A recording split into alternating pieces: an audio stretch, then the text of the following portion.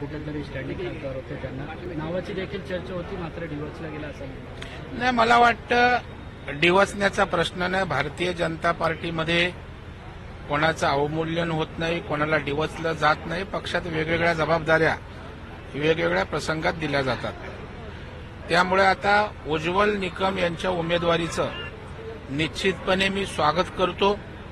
भारतीय जनता पार्टीच्या नेतृत्वाला, महायुतीला मनापासून धन्यवाद देतो की कसाब सारख्याला फाशीची शिक्षा लावण्यात ज्याने आपलं पूर्ण योगदान, बुद्धी जी पणाला लावली आणि देशभक्तीचा ओंकार ज्याने दाखवून दिला, त्या आमच्या उज्ज्वल निकम यांना उमेदवारी देणं हे त्यांच्या कामाचा गौरव आहे, देशभक्तीसाठी योगदान देणाऱ्यांचा गौरव आहे आणि म्हणून निश्चितच सर्वसामान्य माणसांमध्ये त्यांच्या उमेदवारीबद्दल त्या ठिकाणी सकारात्मक वातावरण राहील. त्याचा उमेदवार जिंकण्यामध्ये निश्चितपणे उपयोग होईल. पूनम महाजन एक खासदार होते, स्टँडिंग खासदार होते, त्यांच्या नावाची चर्चा होती.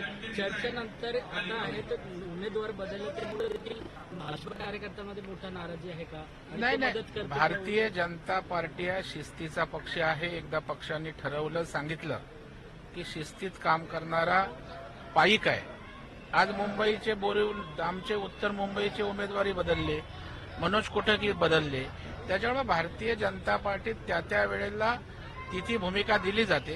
त्याच्यामुळे कोण नाराज नाही. सर्व एक दिलानं एकमतानं त्या ठिकाणी काम करतात. उमेदवार का नाही दिला अशी का भीती वाटते कोणाला? नाही. भीती कोणाची?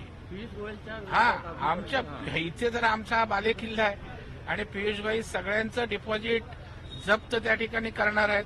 त्याच्यामुळे कोणीच उमेदवारी घ्यायला धजावत नाही आणि म्हणून कोणच उभं राहायला तयार नाही. म्हणून आतापर्यंत उमेदवारीला त्या ठिकाणी उशीर झालाय.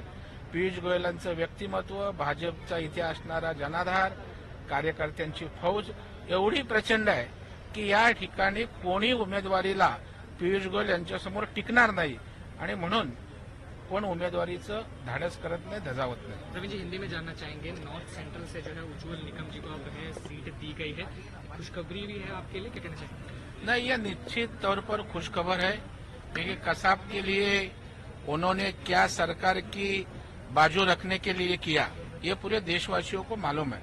इसलिए देशभक्ति के प्रति योगदान देने वाला, अपनी बुद्धि, अपना कौशल्य सब दावे पे लगाने वाला ऐसा जो सरकारी एक ज्येष्ठ वकील, निष्णात वकील है, उनको उम्मीदवारी देकर देशभक्ति के प्रति लगाव रहने वाले का सम्मान किया गया है.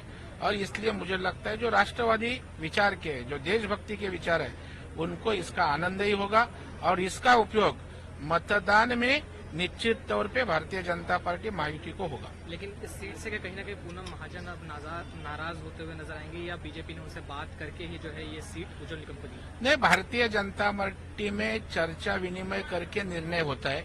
कोई नाराज नहीं होता है, नाराज नहीं रखा जा सकता है. हर जन को अलग अलग समय पर अलग अलग दायित्व दिया जाता है. पूनम महाजन भी हमारी होनहार नेता है, उनको भी भारतीय जनता पार्टी जिम्मेदारी देंगी. ऐसा कभी नहीं होता है कि टिकट नहीं है इसलिए उनकी जिम्मेदारी खत्म. भारतीय जनता पार्टी में हर जन को दायित्व दिया जाता है. हमारे पूनमताई में को भी बड़ा दायित्व निश्चित तौर पर पार्टी देगी. Thank you.